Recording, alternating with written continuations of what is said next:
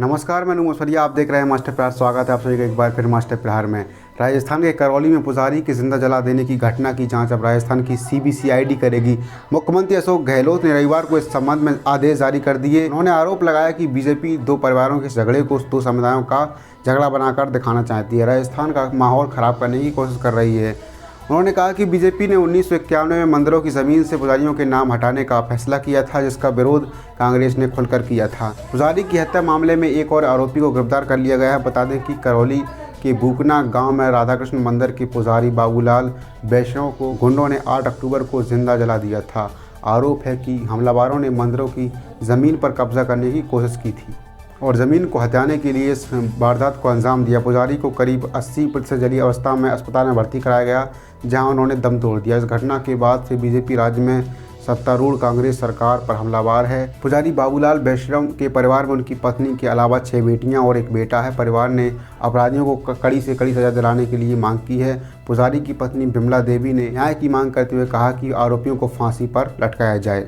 ये करौली में सपोटरा क्षेत्र के बुकना गांव में मंदिर की भूमि पर कब्जा करने के लिए कैलाश पुत्र काड़ू मीना शंकर नमो राम लखन मीणा आदि छप्पर डाल रहे थे। पुजारी जी ने इसको रोकने की अपील की, लेकिन वो लोग नहीं माने और उन्होंने पुजारी जी को जिंदा आग में के हवाले कर दिया। अगजनी में पुजारी का शरीर कई जगह पर झुलस गया। परिवार ने पहले सपोटरा चिकित्सालय में पुजारी को भर्ती कराया, लेकिन स्थिति नाजुक होने के बाद उसे जयपुर रेफर कर दिया गया। जयपुर में उपचार के दौरान गुरुवार शाम 7 बजे पुजारी की मौत हो गई।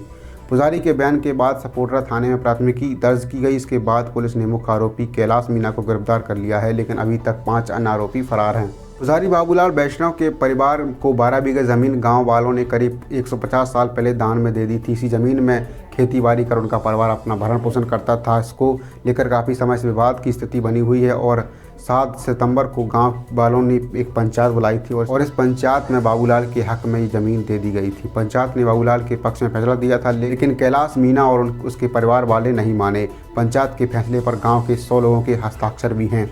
घटना राजस्थान की हो या फिर हाथरस की हो, ऐसी संवेदनशील घटनाओं को जाति और धर्म की नज़र से नहीं देखना चाहिए। कानून व्यवस्था सभी के लिए एक होनी चाहिए, इससे किसी भी तरह का भेदभाव नहीं होना चाहिए। सरकार किसी की भी हो, राजस्थान की घटना में अभी तक पुलिस ने सभी आरोपियों को अरेस्ट नहीं किया है। ये बिल्कुल ठीक नहीं है। अशोक गहलोत को ऐसे संवेदनशील मामले में कठोर कार्रवाई करनी चाहिए। मुआवजा देने से किसी की ज़िंदगी वापस नहीं आती है। पीड़ित परिवार सिर्फ न्याय का भूखा होता है और उसे न्याय की ज़रूरत होती है, जो उनके साथ होना चाहिए। और दबंग आरोपियों का घमंड टूटना चाहिए, जो कानून व्यवस्था को समझते ही नहीं है। ऐसे लोगों पर कठोर कार्रवाई करके पुलिस और प्रशासन और सरकार को दिखाना चाहिए कि अगर कोई दबंग आरोपी कानून व्यवस्था से खिलवाड़ करेगा तो उसका अंजाम बहुत बुरा होगा। आगे से ऐसे दबंग आरोपियों की मनोदशा में बदलाव भी आएगा। यहाँ पर कुछ लोगों की दोहरी राजनीति भी देखी जा सकती है, जो हाथरस जाने के लिए ज़मीन आसमान को एक करना चाहते थे, लेकिन राजस्थान की घटना पर एक ट्वीट भी नहीं किया। न्याय की मांग सरकार ने देखकर नहीं करनी चाहिए। पीड़ित के लिए न्याय दिलाने की आवाज़ दिल से निकलनी चाहिए। ऐसी संवेदनशील घटनाओं में राजनीति खोजना गलत है, चाहे फिर वो बीजेपी हो या कांग्रेस हो। और ये क्या सिस्टम बना रखा है कि अगर घटना बीजेपी शासित राज्य में होती है तो कांग्रेस विरोध करती है और आंदोलन करती है, अगर घटना कांग्रेस शासित राज्य में होती है तो बीजेपी भी यही करने लगती है। क्या मजाक है? क्या जनता को बेवकूफ़ समझते हो? जनता सब समझती है। मास्टर प्रहार में आज के लिए सुनाई। उम्मीद करते हैं कि राजस्थान की घटना में पुजारी जी के परिवार को न्याय मिलेगा और हाथरस की बेटी को भी इंसाफ मिलेगा। धन्यवाद। आगे शुभकामनाएं।